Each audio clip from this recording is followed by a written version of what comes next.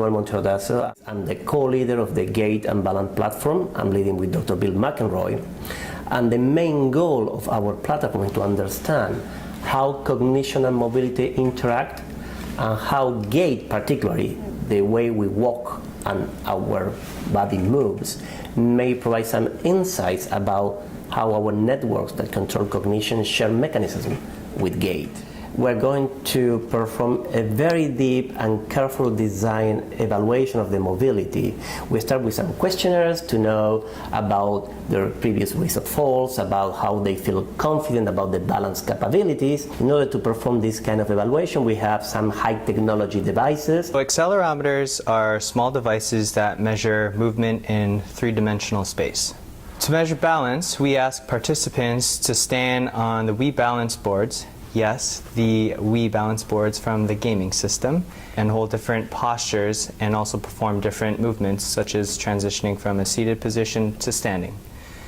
Throughout the different tasks, we measure how much someone sways. Someone who has large sway when their eyes are closed compared to when their eyes are open, this suggests that they rely heavily on vision to maintain their balance while standing. Someone might have trouble with their balance, for example, when they are going to the washroom at night in the dark and might be at a greater risk for falling.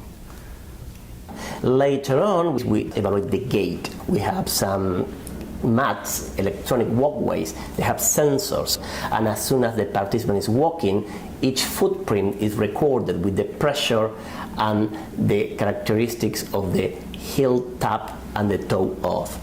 And later, we ask to our participants to walk and talk at the same time.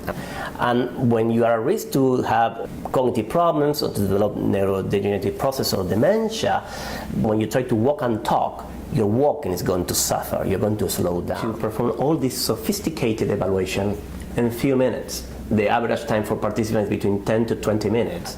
Our hope is to try to detect what are the subtle changes in mobility that may predict who are at risk to convert to dementia.